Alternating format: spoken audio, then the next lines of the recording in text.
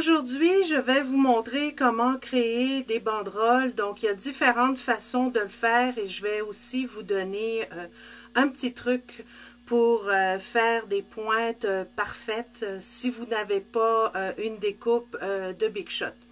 Donc, dans un premier temps, je vais vous montrer comment réaliser la Big Shot avec la nouvelle découpe, les nouvelles découpes de Stampin' Up. Donc, elle est ici. C'est celle-ci. Et c'est le Framelits Cœur et Fanion qu'on retrouve dans le nouveau catalogue de printemps. Donc, on va utiliser maintenant celui-ci. Donc, pour commencer, ce framelit-là a une largeur de 1 pouce. Donc, ça vous fait des banderoles de 1 pouce et sont assez petites. Donc, on peut les utiliser comme décoration sur les cartes. Donc, je les pose de cette façon. Donc, pour bien vous montrer, je vais me centrer comme ceci. Et vous les passez dans la Big Shot. Donc, si vous voulez bloquer votre framelit, vous pouvez le faire aussi avec un post-it, ça empêche de glisser. Mais là, j'ai pas eu de problème. Ma banderole va être parfaite. Donc, c'est très tendance de mettre des banderoles sur les cartes. Donc, avec le framelit, c'est rapide.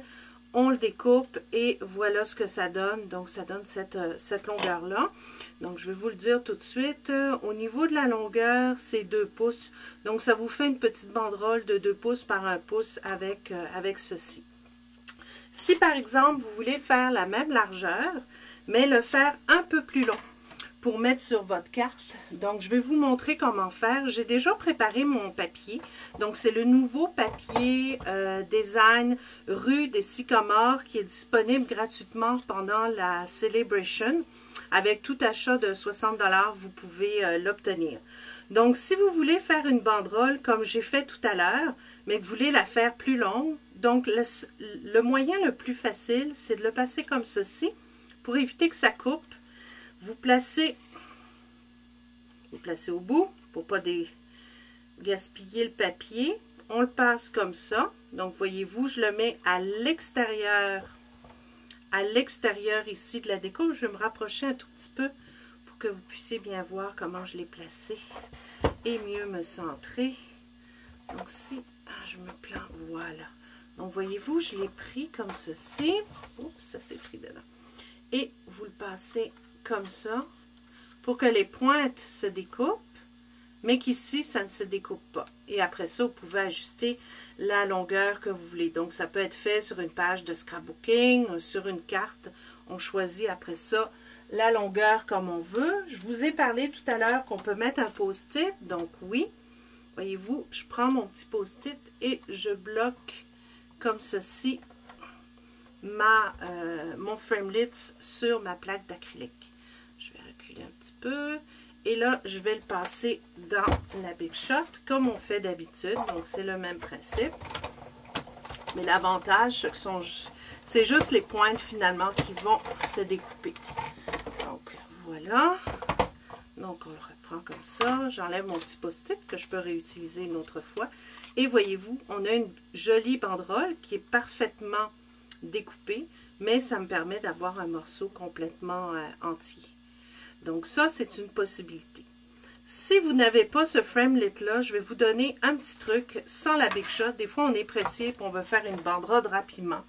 Donc, vous prenez simplement le papier. Donc, ça peut être la largeur que vous voulez. Donc, avec les petits ciseaux, vous alignez dans le milieu et vous choisissez la longueur. Donc, plus vous allez découper ici, plus vos pointes vont être fines. Alors, si par exemple, je vais me rapprocher, je veux faire des pointes standards, donc un peu ce qu'on retrouve habituellement sur les banderoles.